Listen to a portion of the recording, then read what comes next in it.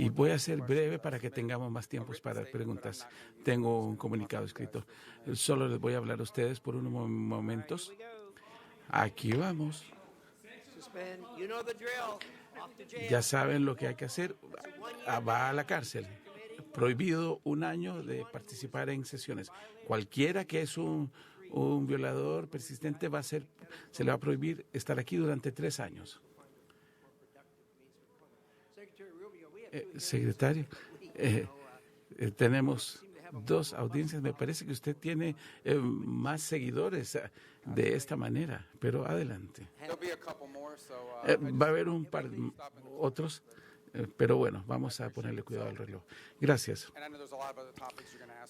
Y yo sé de los temas que vamos a hablar, incluyendo los que la senadora Shaheen mencionó. Déjeme hablar de Venezuela, por favor.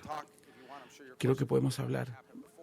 Vamos a hablar de lo que pasó antes y durante la operación. Quiero enfocar sobre lo que pasa a partir de ahora, porque ustedes van a preguntar de lo que va a pasar. Déjeme decir esto. ¿Dónde va?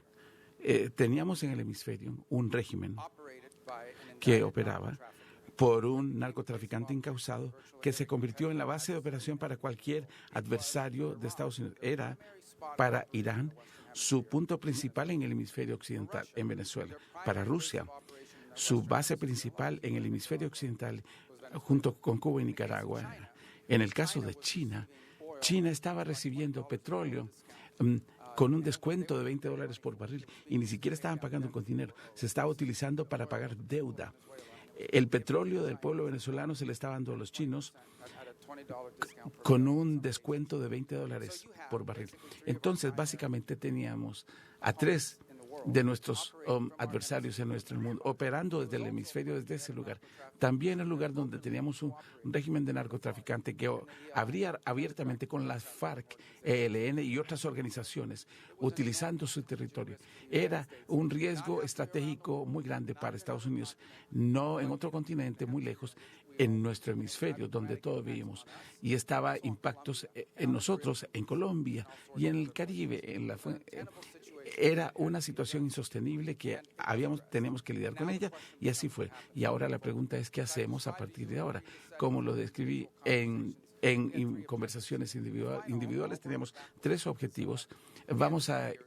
Porque al final queremos una transición donde quedemos con un Estado amistoso, democrático y próspero, y que todos los elementos de la sociedad estén representados en elecciones libres y justas. Se pueden tener elecciones todos los días, pero si la oposición no tiene acceso a los medios, si la oposición, los candidatos no pueden presentarse en la papeleta, esas no son elecciones libres.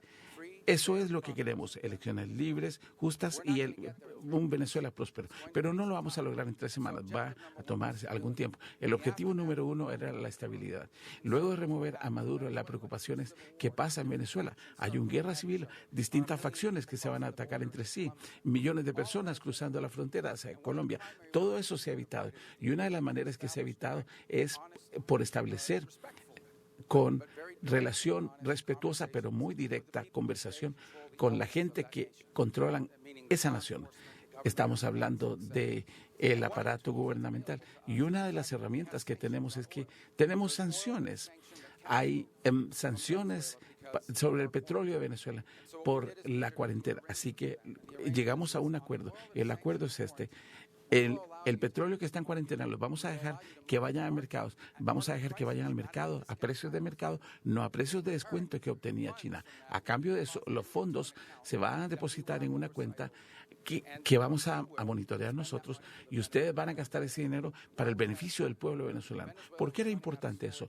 Venezuela se estaba quedando sin capacidad. Estaban produciendo petróleo y no tenían dónde ponerlo. No tenían capacidad de ponerlo y enfrentaban una crisis fiscal. mal, necesitaban dinero para las operaciones diarias de gobierno. Por eso hemos creado un mecanismo corto. Esto no va a ser permanente. Este es un mecanismo de corto plazo que tiene que ver para ayudar a las necesidades del pueblo venezolano. Vamos a crear un proceso. Todos los meses van a presentar un presupuesto de financiamiento. Vamos a darle ese dinero para lo que se puede usar y han cooperado a este respecto. De hecho, han comprometido utilizar una cantidad sustancial para comprar medicinas y equipo directamente a Estados Unidos. De hecho, una de las cosas que necesitan, dependiendo de cómo lo que quieren, básicamente necesitan el crudo liviano para mezclar con el crudo pesado para venderlo. Solían obtenerlo 100% de Rusia, ahora lo obtienen de Estados Unidos. Estamos utilizando ese mecanismo a corto plazo para estabilizar el país, pero también garantizar que los ingresos del petróleo se generen por las licencias que estamos emitiendo. Eso va al beneficio del pueblo venezolano, no para financiar el sistema que existía en el pasado. El segundo es un tema de recuperación y esa es una fase donde uno quiere ver la industria normalizada. Tenemos mucho petróleo en el mundo. Canadá produce petróleo pesado, Venezuela también. A pesar de que tienen las reservas más grandes del mundo, no son irreemplazables, pero entendemos que esa es su línea de salvamento. Entonces, hemos creado lo que esperamos sea un mecanismo de transición que les permita que se venda de una manera normal, no un mercado dominado por corrupción. A fin de eso, las autoridades se merecen algún crédito.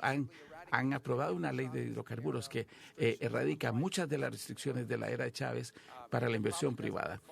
Probablemente no va lo suficientemente lejos, pero es un gran plazo comparado con lo que estaban hace 3 semanas. Podemos lidiar con otros componentes, pero eso es parte de la transición, de la parte de recuperación. Se está empezando a crear espacio para distintas voces dentro de la política de Venezuela para que hablen. Parte de eso es la liberación de prisioneros políticos. Estamos hablando de hasta 2,000 personas. Tal vez lo están haciendo muy lentamente, pero los están liberando. Y estamos empezando a ver algunas personas liberadas que están participando en la vida política del país, pero todavía falta mucho. Podemos hablar de más detalle de esto, pero yo no estoy diciendo que esto va a ser fácil o simple. Lo que estoy diciendo es que en 3, casi 4 semanas hemos logrado mucho en este proyecto de lo que pensamos que se podía hacer dada la complejidad del asunto. Y reconozco que no va a ser fácil. Estamos lidiando con personas que pasaron la mayoría de sus vidas en un paraíso de gángster. Las cosas no van a cambiar de un día a otro. Vamos a tener que... Estamos haciendo progresos buenos y decentes. Es el mejor plan. Estamos mucho mejor ahora en Venezuela que donde estábamos hace 4 semanas. Y espero que vamos a estar mucho mejor en 3 meses, 6 meses, 9 meses, que si Maduro siguiera en el poder. Gracias. Bueno, gracias, secretario Rubio. Ahora vamos a hacer una ronda de preguntas de 5 minutos. Quisiera comenzar. Yo entiendo que no estamos hablando de información clasificada. Creo que muchas preguntas necesitan entender el trabajo de terreno que se hizo antes de las acciones que se llevaron a cabo. Yo quedé muy impresionado sobre lo que usted me dijo, sobre cómo usted y el presidente negociaron con algunos actores en el terreno, especialmente los que iban a quedar a cargo después de que Maduro fuera removido. Quisiera ver si usted puede hablar de eso, entendiendo que no estamos en una sesión clasificada. Y quisiera que, si usted pudiera decir algunas cosas. Una de las cosas que yo no me di cuenta, algo que no me di cuenta, el tema de contingencias, la abrumadora cantidad de cosas que se toman en cuenta para este tipo de planes. Y una de las cosas que tenía que planear era el hecho que estar en Venezuela con una recompensa de $50 millones, él era un narcotraficante encausado. Esa es la recompensa más alta que hemos hecho. Por cierto, en el gobierno de Biden era $25 millones para la misma persona. Entonces, en varios gobiernos de ambos partidos han querido que este hombre sea arrestado. Y una de las opciones que el presidente tenía era la oportunidad de las cosas que funcionaran y remover a este individuo, porque él quería una operación Entonces queríamos una operación para tener a un líder de facto. No es tan fácil como ir hacia un fugitivo que está escondido en un closet.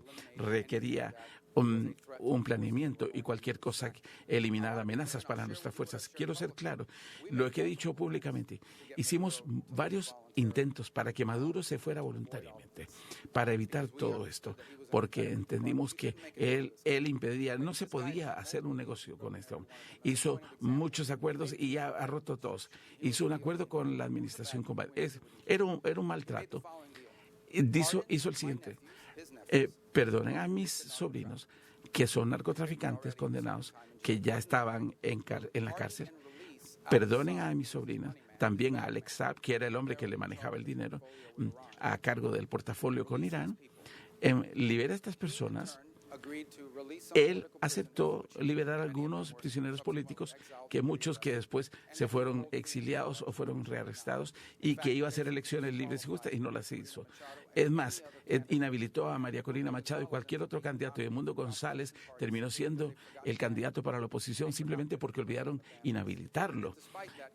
Y pese a eso, pierde la elección, que todo el mundo reconoce fue una elección ilegítima. Entonces, él ha hecho acuerdos anteriores, ha roto tantos acuerdos, ni siquiera el Vaticano ha podido interactuar con Maduro en el pasado, porque él ha roto tantos acuerdos. Él simplemente no es una persona con la que se pueden hacer acuerdos. Lo que él quería hacer era alargar las cosas para que él pudiera seguir con la siguiente administración y conseguir otras condiciones.